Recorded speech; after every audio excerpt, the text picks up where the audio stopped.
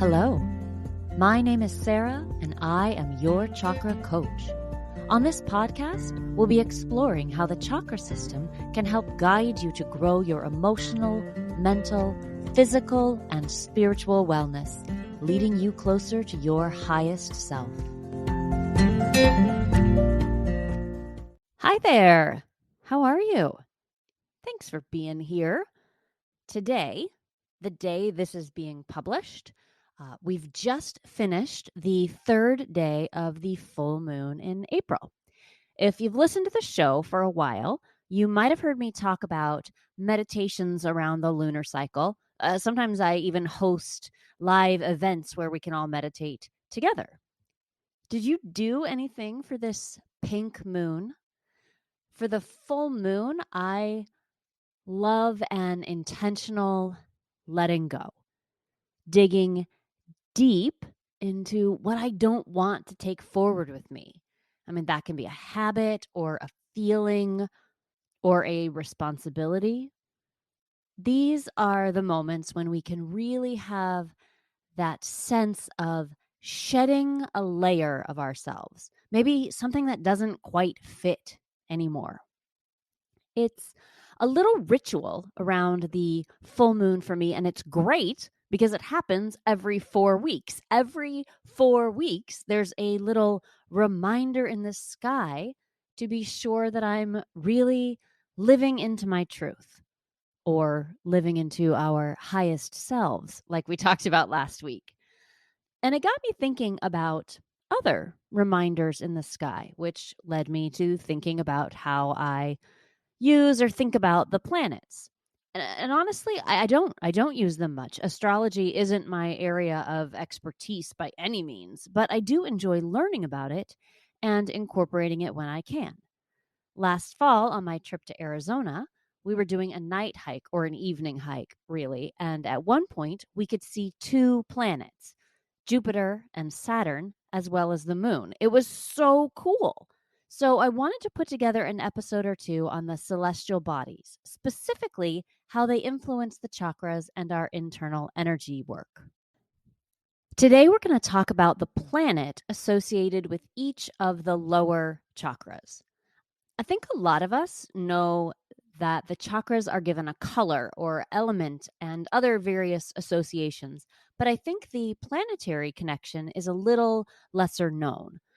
I don't use it a whole lot in my practice or in my coaching, but I do find that it can clarify situations that I'm struggling to understand with my usual methods. Let me explain a little more what I mean by that. If I'm feeling out of balance, when something just feels off, I have a process that I go through to see if I can feel better or more like myself. I start with my physical body. Am I physically well? If I can identify something there, that's the easiest to solve, usually, because I can take physical steps. Have I eaten enough? Slept enough? Am I dehydrated? Do I need more movement or a different kind of movement or rest? Those kinds of things. That requires being in touch with your body. So I'm not saying it's easy all the time, but that's the place to start. Then I move to my emotional and mental bodies. And that's chakra work for me. Noticing the emotion and where it is in my body, because all of this is connected and it really can't be separated, as we've talked about before. So what is the emotion? And is there something on my mind or in my heart that I need to give some attention? And I don't need to fix it necessarily, but it's good to identify it and acknowledge the feeling. I can do a chakra meditation to see if I note any blocks or imbalances in my energetic self. When I find one, I can use various tools to help bring myself back into balance and I feel better. But there are times when my usual techniques of exploration aren't quite enough. And so I go a little deeper into the toolbox. And one thing I can pull out is the association between planets and chakras. Each day, all the celestial bodies, Earth included, are in a slightly different place and are in different relative positions to each other. I mean, that makes sense because we know that we're constantly moving through space. And astrology tells us that the positions of these planets affect us on a physical and energetic level to varying degrees. So I can look up. There are books and online references that are easy to find and use. I can look up what the planets are doing today, the general meaning. And for me, then I take that information back to the chakras and take a closer look at what might be happening on a more subtle level that I didn't intuit at first. The Chakra Planet Association is another tool that we can use for deeper understanding of what's happening in us. So, I wanted to take today to share some of this information with you so that you can use it too if you find it useful. A quick note: the assigned planets are only the ones that can be seen with the naked eye. As these associations were first being explored, sages wouldn't have been aware of planets they couldn't see, but they could see how the visible ones were affecting the world. The observations were gathered over what I imagine were hundreds of years and put together into what we have now. And because there were people doing this all over the world in a variety of traditions, not everyone ended up with exactly the same conclusions, which isn't terribly surprising or even problematic. While there are some places where there appears to be a consensus, there are other places where one chakra has two or even three planets that have been associated with it along the way. As always, take what resonates with you. Take what helps you in your journey and don't worry about the rest. Let it be a curiosity to you, something to explore when you need it. I'm going to share the associations that I use most, and I'll mention the others. I just wanted to put that out there as always because every journey is unique and not every person needs every tool. And one more thing: the sun and moon are considered planets here. Now, we know that they aren't technically planets, not in the way we talk about astronomy today, but for the purpose of energy work, they are often included. And they were celestial bodies that were easily visible in the sky and in their effects here on Earth. So, let's start at the root chakra. The root chakra contains the characteristics of strength, security, grounding, and authenticity. The shadow side contains fear, loneliness, and greed. The associated planet is Mars. This is one of those places where most traditions seem to agree. Mars is sometimes called the red planet, and the chakra color here is usually red as well. It is a raw energy without much conscience guidance, much like the root energy early in life. Mars is also the god of war in the Roman pantheon, which is a pretty common interpretation in the West, and it represents strength and action and instinct. If Mars is a strong planet in your birth chart, or if it's really present at a particular time, we may find ourselves feeling energetic, passionate, and maybe even aggressive. It is considered a masculine, fiery energy that can help push us forward, but it could also make us inappropriately impulsive. In astrology, Mars is the instinctive part of the psyche that supports survival, which is exactly what the root chakra is. So it's no wonder that these two are associated. It's a very primal part of us, the cornered animal almost. The issue I find here is that when our root chakras are beyond strong or are excessive, we tend to see the need to fight even when it isn't there. We start to see everything as a threat to our survival. In my opinion, and I am no geopolitical expert, of course, but humans war with each other when we perceive a threat to what we hold dear. It's the way of life story. An imbalanced root chakra, individually and collectively, overreacts to everything in an attempt to protect us from something that might not even be a threat. That's Mars energy, war energy. And as individuals, when we find ourselves looking for threats unconsciously, that can be a sign that we want to spend some time on the root chakra. Have you ever picked a fight for no reason that you could tell, or had someone do that to you? I I feel like that's Mars looking for a war. If there isn't one, we create one. And not to cause problems, but maybe because that's how we grew up and we're looking for the familiar. Or maybe Mars is strong in the sky and it'll take intention on our part not to get carried away by the shadow of fear. The root chakra and Mars connection. The sacral chakra contains the characteristics of emotions, sexuality, creativity, and relationships. The shadow side contains guilt, regret, and addiction. The associated planet is Mercury. Mercury in mythology is quick, creative, intelligent.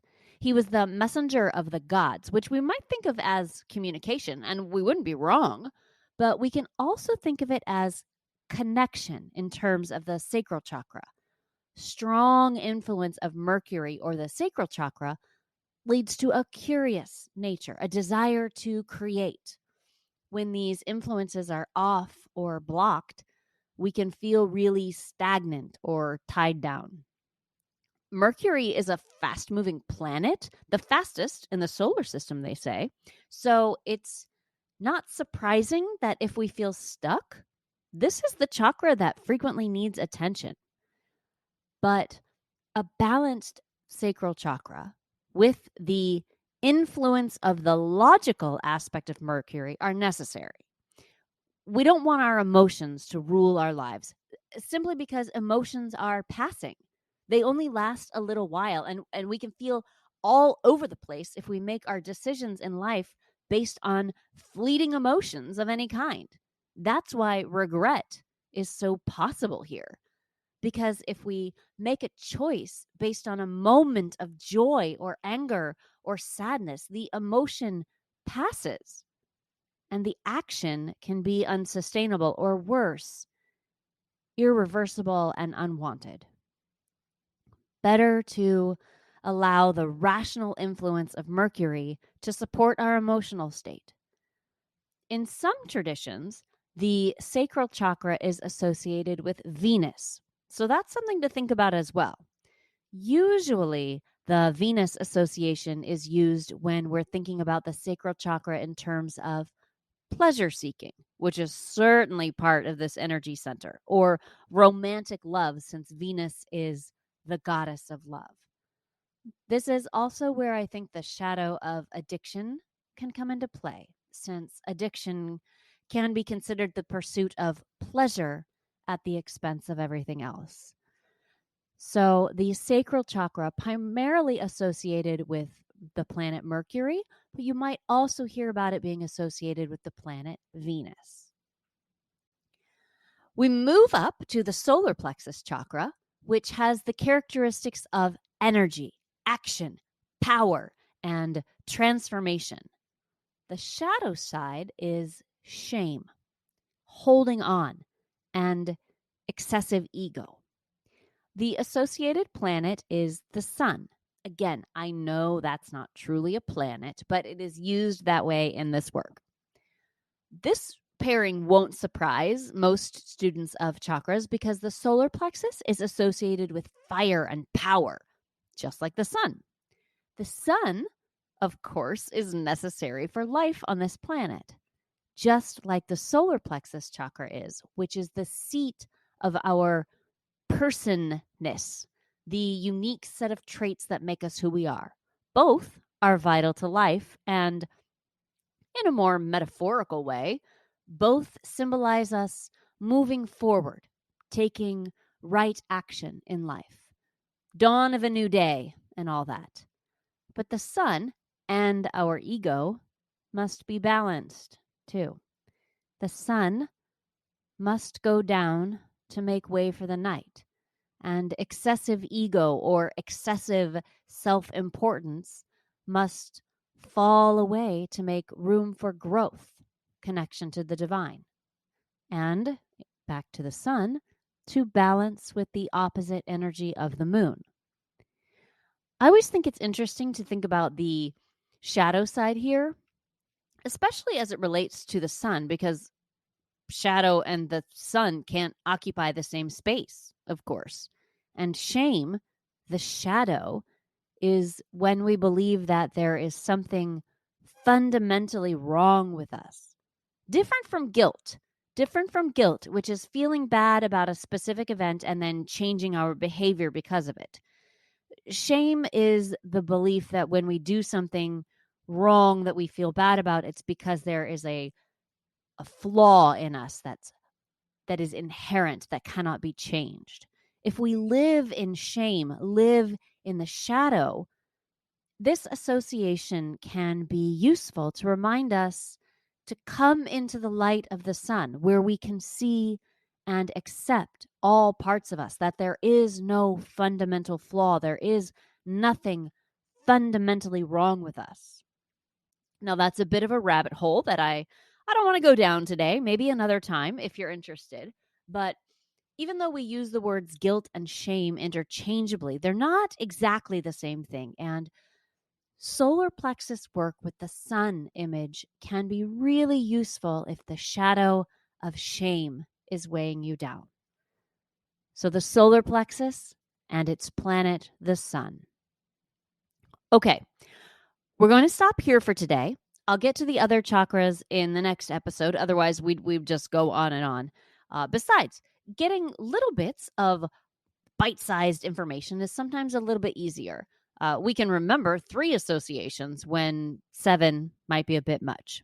So you can think about the Root Chakra and Mars, the Sacral Chakra and Mercury, or Venus, and the Solar Plexus Chakra and the Sun this week.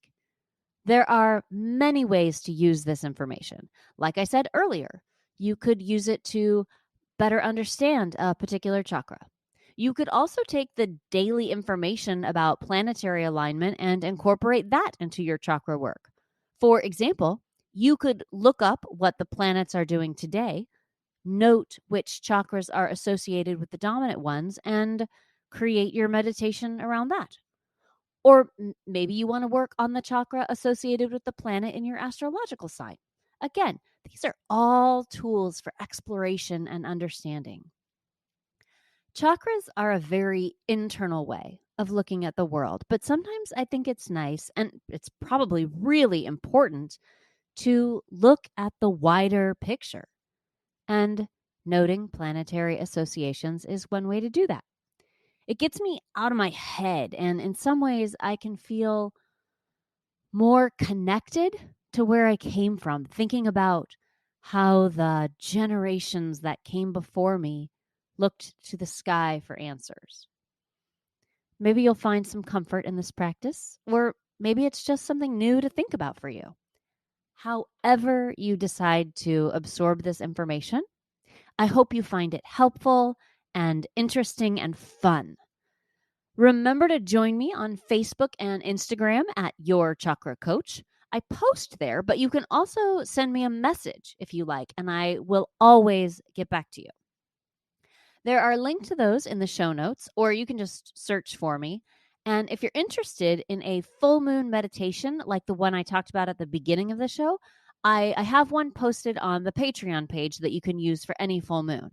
There are other meditations and videos there as well, and you can support the show there if you think that I deserve a few dollars. Thanks again for your time each week. I truly appreciate you, and I look forward to chatting again soon. Have a beautiful week. Bye.